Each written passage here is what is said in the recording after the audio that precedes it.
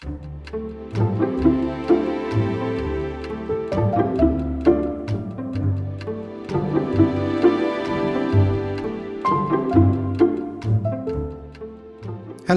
this is Making Sense of History, the podcast where we find out about the present by running the clock back to see where it all started. I'm Nick Eckstein from the History Department at the University of Sydney, talking to you from Wurundjeri land. Today's episode is the first of a three-part series entitled Making Sense of Anzac, in which a guest and I look at the background of the Anzac legend. One of Australia's most important founding myths, Anzac is right up there with Australia's convict heritage and Ned Kelly. Arguably, its importance eclipses both those stories. So what is or was Anzac? What is Anzac Day? What does it mean? Where did it come from? Ask any Australian who has grown up in this country, and they will tell you that Anzac Day is the one day of the year, the day when the nation remembers and pays tribute to military servicemen and women who have fought or died in wartime while serving their country. So why is an Australian rules football match the climax of Anzac Day for so many Australians? Every year, over 90,000 fans, you heard that correctly, 90, pack the stands at the Melbourne Cricket Ground to watch a titanic clash between men's AFL Melbourne teams Essendon and Collingwood. Hundreds of thousands more watch on TV. Why? According to recent former Collingwood president Eddie Maguire, when former servicemen, and he meant men, watch Collingwood and Essendon play, they will, and I quote, see the reason why they fought so hard for the Australian culture with two great tribes going at each other. Unquote. Are footy players really like soldiers on the battlefield, though? What is the Australian culture that the tribes are fighting for? Some other football commentators, meanwhile, accuse the Australian Football League of crassly exploiting the solemnity of the Anzac story for financial gain. So is 21st century Anzac Day all about the marketing? Has it become just like Easter or Christmas? In recent years, to be sure, you could buy a Canberra Raiders Anzac rugby jersey that allowed supporters to pay simultaneous tribute to Australian soldiers, Toyota forklifts and ITP, a company of tax accountants. Those silhouettes on the jerseys turned out to be those of American soldiers, but it's the thought that counts. And in 2015, the Woolworths supermarket chain, who promote themselves as the fresh food people, provoked nationwide outrage with an Anzac Day promotion that twinned archival photographs of anonymous World War I soldiers with the caption, "Fresh in our memories." So what is or was Anzac Day? The historical details are arguably less clear in the national consciousness than the universal awareness that Anzac Eve and Anzac Day itself are marked by a plethora of public ceremonies, street marches, school assemblies and church services, as groups of people large and small gather to remember soldiers who've fallen in battle, starting with the Gallipoli campaign in 1915, and including every overseas military engagement since then. Many, though not all Australians, will know that April the 25th is the anniversary of the date in 1915 when Allied soldiers, the vanguard of a force that would eventually number some 70,000 troops, landed at dawn on the beach at Gallipoli in the Dardanelles, in the country now called Turkey, then part of the Ottoman Empire. They will know that these Allied troops were locked in a bloody stalemate with their Turkish opponents, that an obscene number on both sides were killed and wounded without an inch of territory being gained or lost. In the years immediately after the battle, and in succeeding decades, Anzac Day firmed in the Australian calendar as a day when servicemen and women gathered together to remember those who had not returned from battle and to reflect on their experiences. What did these soldiers remember? Why did Anzac Day almost die out later in the 20th century? How and why have so many young Australians discovered a powerful new attachment to Anzac Day since the 1990s? Why do so many people and politicians nominate the Gallipoli campaign as the moment when an alleged Australian national spirit, the spirit of Anzac, was forged? There could be no better person to answer these questions, and the many others I want to ask in today's episode, and in parts 2 and 3 of this conversation, than the guest I'm about to introduce. Brad Manera is a military historian and museum curator. His career began at the Western Australian Museum and has included foundation curatorial work for the National Museum of Australia, gallery development at the Australian War Memorial, and the World Heritage Listing submission for the Hyde Park Barracks Museum. A keen public historian, he has led battlefield tours around the world and featured in a range of documentaries. His latest book, In That Rich Earth, published in 2020, is a study of the battlefields on which men and women of New South Wales have served from colonial times to the present. Brad, thank you so very much for agreeing to talk to me on Making Sense of History. My pleasure. Brad, I'm going to ask a question at the beginning that is so basic that it'll probably make the eyes of lots of Australians roll in their sockets, which in fact may make even non-Australian listeners want to fast forward because they feel they know the answer. But I hope that before the time we finish talking, people will understand why I've asked you this. What is Anzac?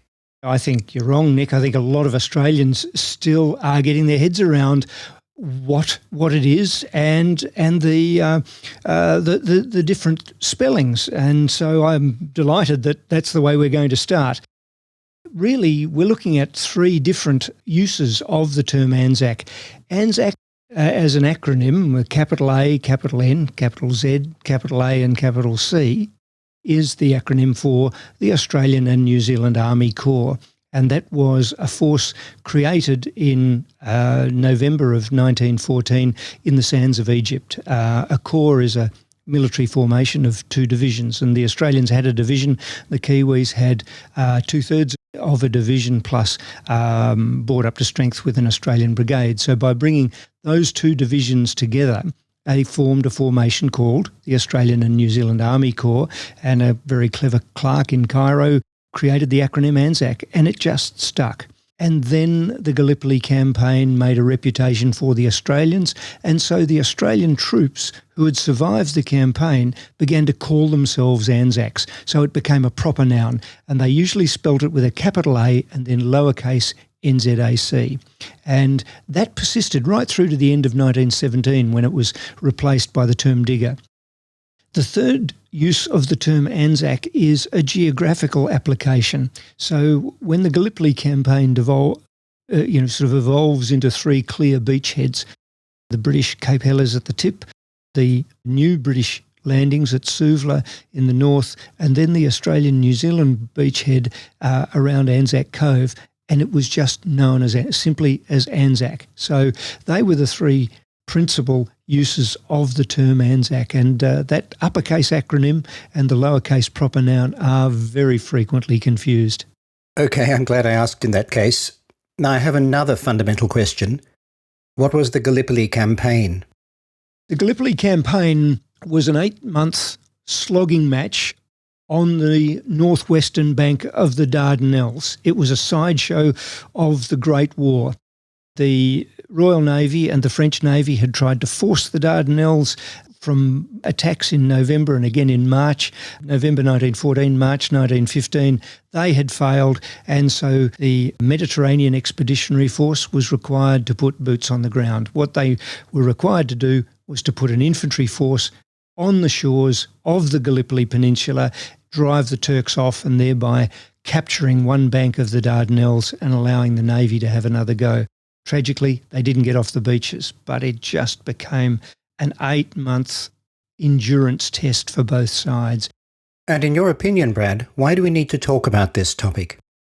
Well, the Gallipoli campaign has had a profound significance for Australians, particularly because of its perceived role in shaping our national identity. Even though it was a failure in military terms, it has been traditionally understood as symbolising the values that for generations are thought to be quintessentially Australian: resilience, mateship, egalitarianism, sacrifice. As we'll see, those ideas have of course been contested over the years, and in many senses they still are. To this day, Anzac Day commemorates these ideas. Now, the story of Gallipoli has been freighted with such a weight of meaning that it's hard not to understand it as a kind of cultural Big Bang.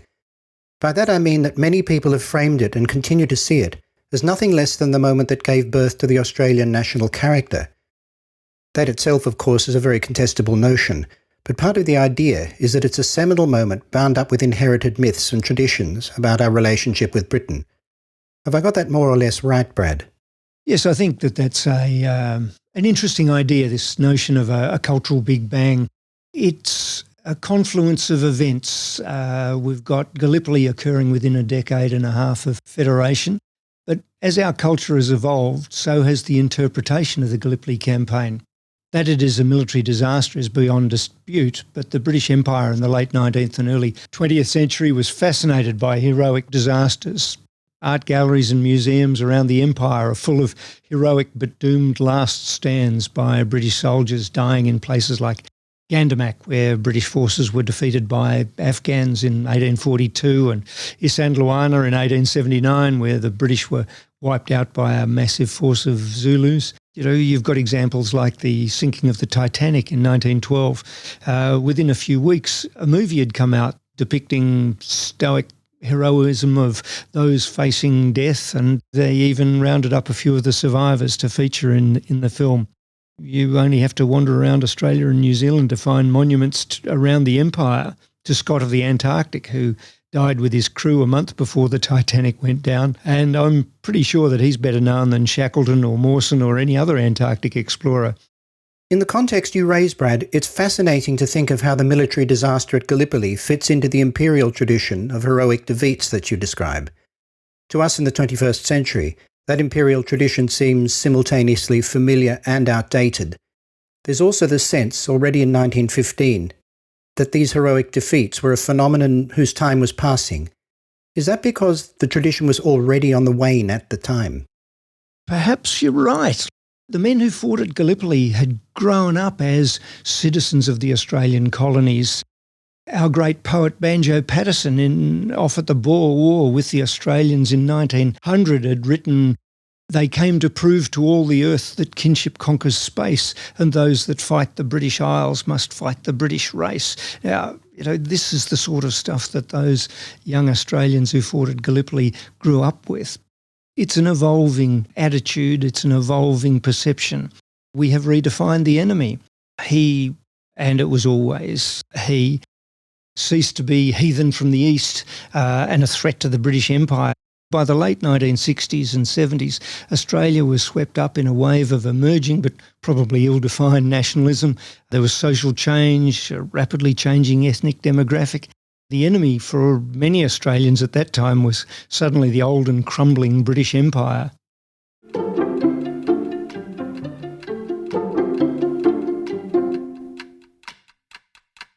Brad, you're talking about a time when Australians began thinking about Britain and the Empire in ways they'd never thought before, I think.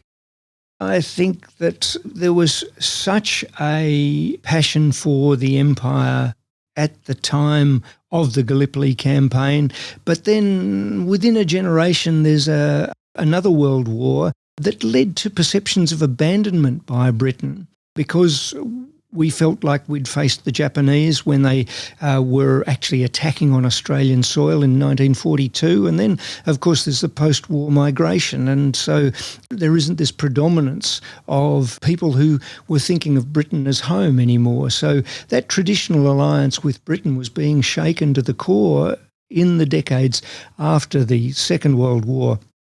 And so Australians were ready to blame callous and incompetent British command for historical failures. By 1980, this feeling really materialised in cultural statements like the movies Breaker Morant and Peter Ware's legendary Gallipoli. In the film Gallipoli in particular, the Turks are a vague presence, while the obvious enemy is the British High Command, incompetent and prepared to sacrifice brave and attractive young Australians, while their own people are apparently taking tea on the beach at Suvla Bay. I think there's a problem here, and it's a historical oversimplification. In what ways is the popular conception of Australia as a kind of innocent dupe at the hands of remote and incompetent imperial authority an oversimplification? To answer the question, let's look at some detail about the historical background to Australia's involvement in the war in the first place. It's certainly true that Australia was involved in the Great European War of 1914-18 because it was part of the British Empire. There's no denying that. For example, the colony of New South Wales had sent infantry, artillery and ambulance to the war in the Sudan in 1885, and well over 20,000 soldiers from the Australian colonies had fought in the Second Anglo-Zulu War of 1899 to 1902. Australia wasn't in these conflicts simply because of historical and familial association. Australia was there because it was understood to be part of our national interest to defend the British Empire. You're actually saying that Australia was not dragged in, as it were, out of the blue in 1915. You're right. The Australian Defence Act of 1903 did not create an Australian regular army. It created the Australian Commonwealth Military Forces. These were a range of permanent and part-time forces that could, in time of war, provide supplementary combat forces for the armies of the British Empire. But every Australian knew that it was in the country's strategic and economic interest to be part of that British Empire. The fact is, Australia was a primary producer, but without a domestic market. The Empire was going to provide that market. We knew that the market had to be defended. The Empire was a maritime empire, and the maritime trade routes were essential to Australia. And Britain's potential enemies were building navies. What's really interesting here is that you seem to be suggesting the Great War, in this context at least, was part of a historical continuum rather than an unforeseeable catastrophe that caught Australia entirely off guard. In 1914, the clash of armies of the great empires of Europe may have appeared to be half a world away, but Australians knew that it would have a direct impact on our lives. So there was an extraordinary rush to enlist. We wanted to be involved. And speaking again in historical terms, some of the grounds for this involvement had been prepared earlier as well. Oh, absolutely. I mean, Australia had been preparing for war since before Federation. And as I mentioned, we'd been to some of Britain's colonial wars since Federation, indeed in the first decade following the Defence Act. When one of the Empire's great soldiers, Lord Kitchener, visited Australia around 1910 and 1911, his recommendations for the creation of viable defence forces were adopted without question. Within months almost of his visit, we were restructuring our military districts. We were beginning the creation of a Commonwealth Government clothing factory to make uniforms, a Commonwealth Government harness factory to make the belt equipment and military saddlery that would send an expeditionary force overseas. We established a small arms factory in New South Wales at Lithgow in 1913 to make rifles, bayonets. There were already ammunition factories around the colonies. And, of course, in 1911, we introduced conscription, only for home service. But it was a very wide-ranging project, a universal military training scheme for Australian males from the age of 12 till the time they were in their mid-20s. It was a compulsory but part-time commitment to undertake military training. Earlier, you referred in passing to that story of callous Brits taking tea on the beach at Suvla Bay at Gallipoli, while Australians and New Zealanders were being slaughtered. You said before that the story was wrong. Before you explain why it was wrong, however, can you remind listeners of exactly how this tale goes? I need to give you a bit more context. At this time, let's talk about what was happening on the ground. When the Great European War broke out, the European powers divided into two main camps. The principal aggressor were the Central Powers, the recently created Germany and the ancient Habsburg Empire of Austria-Hungary. Defending themselves against the Central Powers was a very unlikely alliance, Republican France and the Russia ruled by the Romanovs.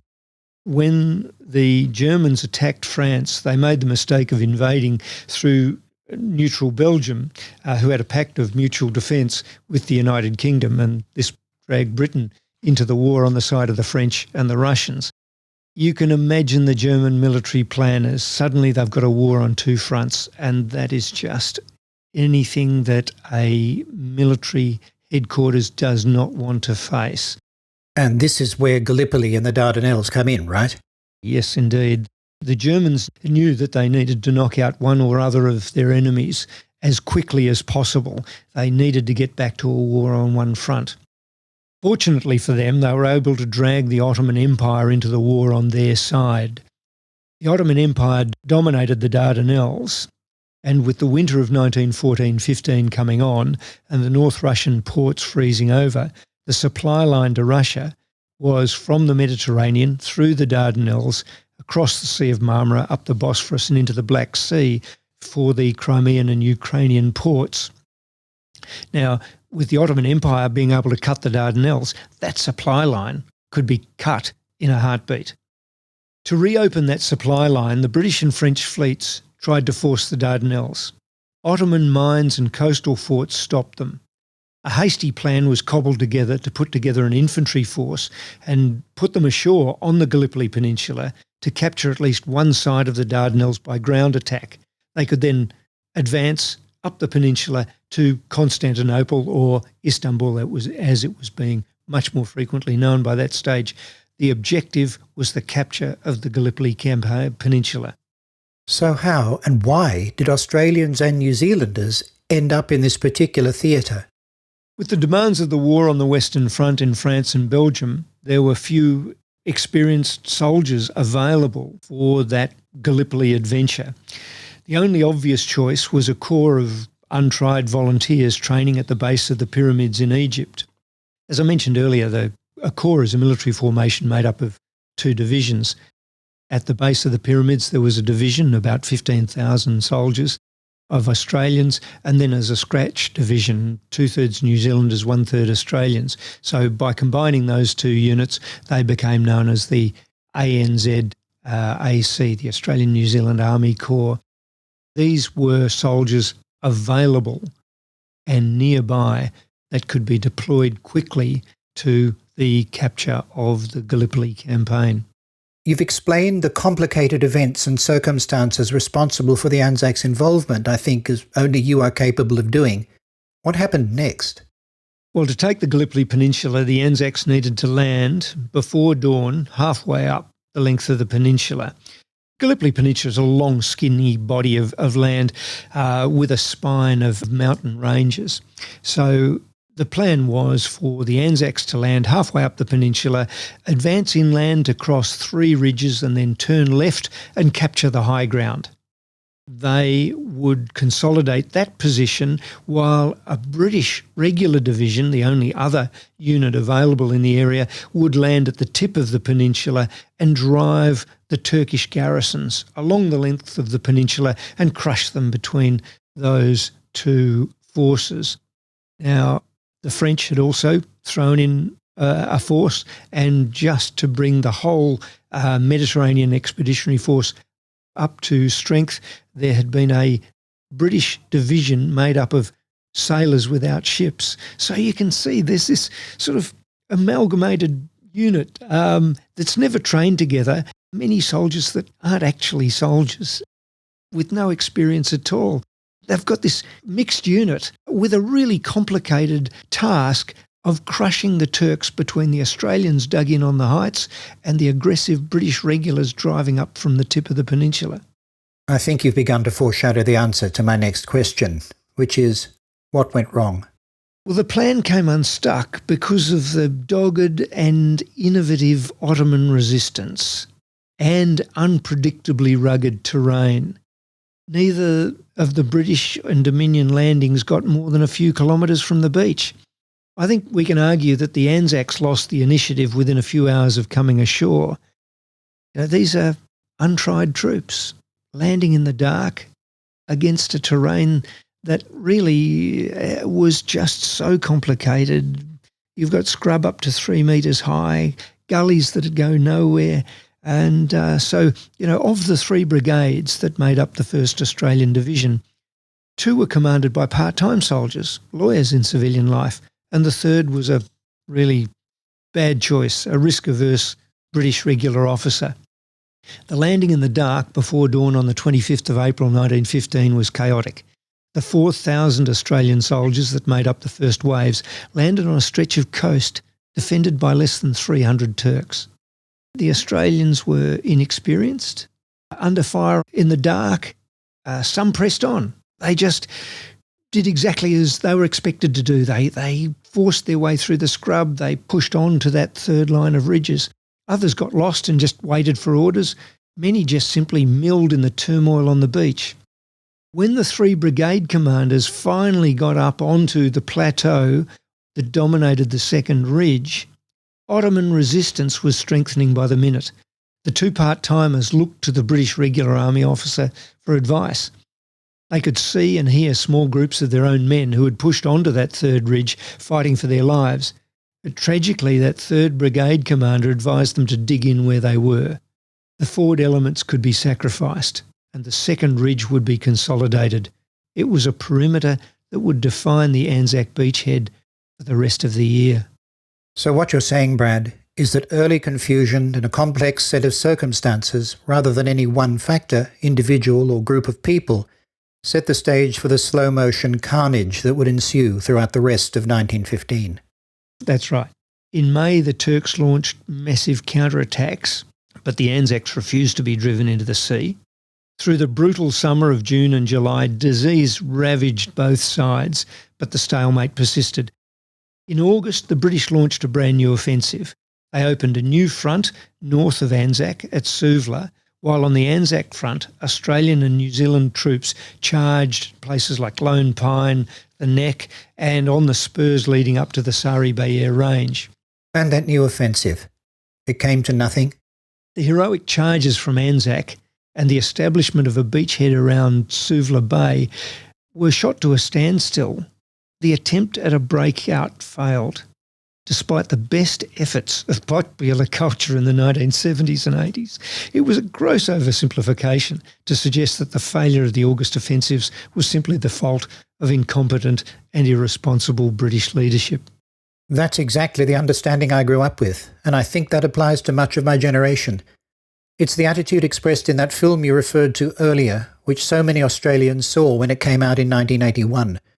Gallipoli, the film directed by Peter Weir, followed the fortunes of a group of young Australian volunteers who lose their innocence and in many cases their lives at Gallipoli. The film had a huge influence on the Australian public and we were all profoundly moved by it. But it did not portray the Gallipoli conflict in the terms you've just laid out for us, did it? Peter Weir's film is great entertainment. It's gifted storytelling, but it's not history. The film, however, has had an enormous impact, and for a generation it redefined how we imagined the Gallipoli campaign. Peter Weir's film may not be accurate, but it was a seed that fell on fertile ground. Our politicians and those who shape public opinion still like to take advantage of qualities that they believe are summarised by notions of the performance of our Anzacs in the Great War. The qualities depicted by the heroes in the film are all basically wholesome. They're tough, resourceful, decent, anti-authoritarian and courageous. They're loyal to each other, mates in adversity. That's Weir's portrait of the Australian soldier. And it's a version of Australian masculinity that has been promoted ever since, in print, in feature films, by the media at large, in Australian schools and by politicians at every level, especially since the 1990s. It's a popular myth that the Australian character, and we're talking here overwhelmingly about Aussie manhood, was forged in the fires of the military disaster at Gallipoli. Australians, especially Australian politicians, have often liked to portray Gallipoli as the birthplace of the qualities you've just listed, Brad. But as episode 2 of our 3-part conversation will reveal, things weren't quite as simple as the popular mythology suggests. Australia's involvement in the Dardanelles didn't, in fact, come out of nowhere in 1915. The national qualities we love to associate with the Great War were not, in fact, born on the beaches at Gallipoli. And neither was the image of the strapping young Aussie male that Peter Weir celebrated in his brilliant but historically flawed film. In episode 2 of Making Sense of Anzac, Brad and I will discuss that earlier history, its subsequent 20th century development, and we will also introduce a group who should have been part of the official story from the very beginning: Australian women. We acknowledge the elders past and present of the Wurundjeri people of the Kulin Nation and of the Gadigal people of the Eora Nation, traditional owners of the lands on which this episode of Making Sense of History was recorded. The podcast was produced by Peter Adams from the University of Sydney School of Humanities.